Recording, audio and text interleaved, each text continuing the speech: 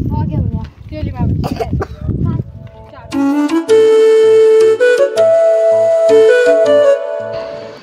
Hello and welcome to Poonam's blog. तर आता आम्ही चाललो आहे नवरीला गावामध्ये देवांच्या पाया पडायला घेऊन. तिची कलर तिच्या बरोबरच आहे.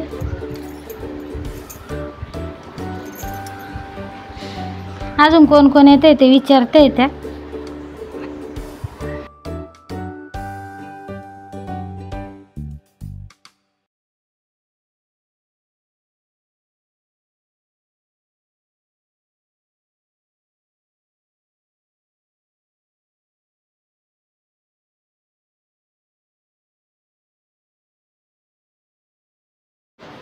मी खास व्हिडिओ काढण्यासाठीच आले होते.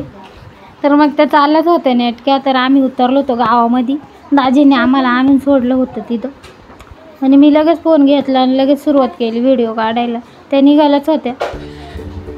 मग मला पण चान्सच पाहिजे व्हिडिओ काढायचा.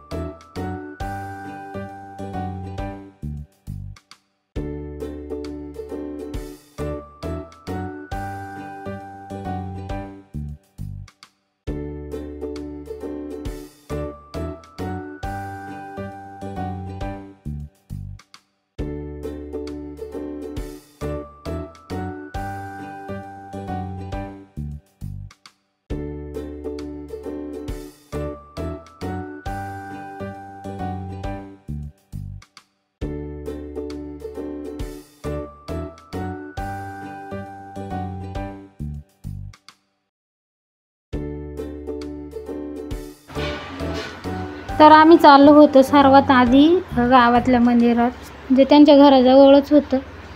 तर 3-4 देवांचे मंदिरं होते.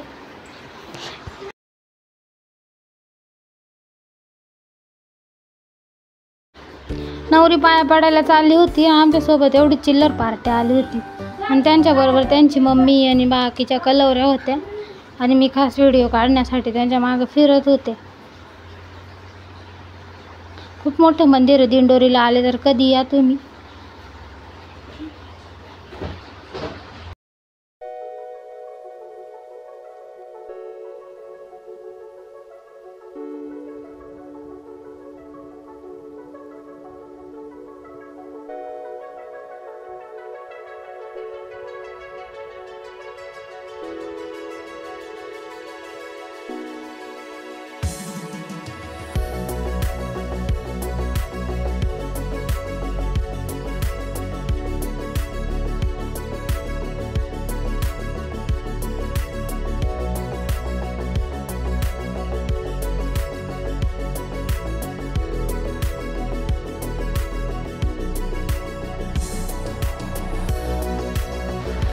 सर्वात आधी सुरुवात केली तिने गणपतीच्या दर्शनापासून.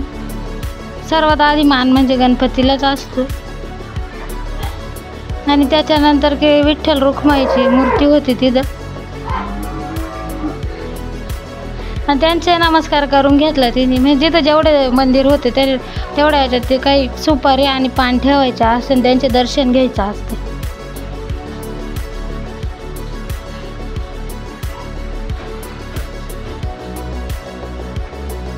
आणि व्हिडिओ काढून झाल्यानंतर मी तिचे फोटो क्लिक करीत होते.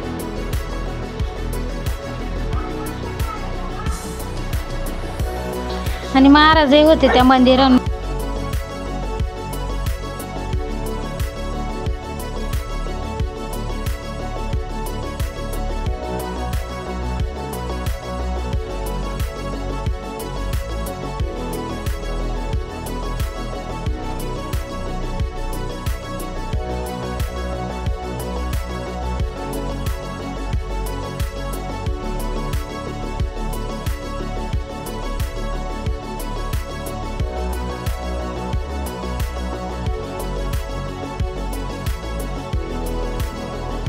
ही नवरीची चुलत बहीण आहे, तिला आम्ही घरीच शोधत होतो पण तिला लेट आली. तिचं आवरतच होती, काहीच आवरेल दिसत नाही पण तशीच आली ती. हळदीची तयारी चालू आहे ना घरी, मग तिकडं व्यस्त झाले ना, मग ती आली आणि त्याच्या पुढं आम्ही गेलो तिच्या बरोबरच.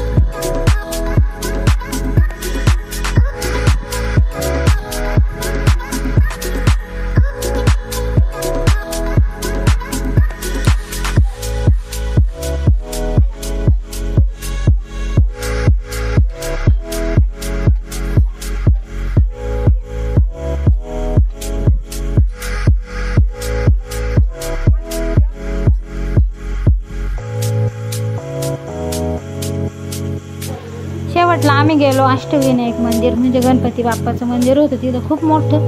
मग तिथं पण गेलो आम्ही आणि बाहेरच खूप भारी वातावरण होतं, पाहू शकताय तुम्ही. तिथं तर मुलांना आनंदच येऊन गेला.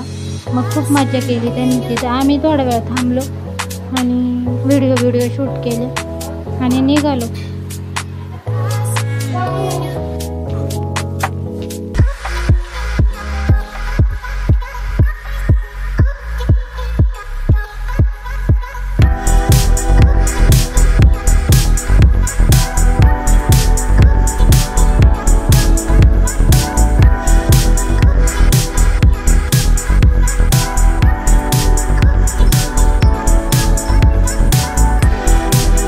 शेवटचं मंदिर राहिलं होतं, कानिफनाथांचं मंदिर होतं तिथं, खूप मोठं होतं. तर मग आतून छान डेकोरेशन करेल होतं. मग ती रस्त्यालाच होतं, मग तिथं पण गेलो, तिथं पण दर्शन केलं आणि तिथून पण निघालो आम्ही.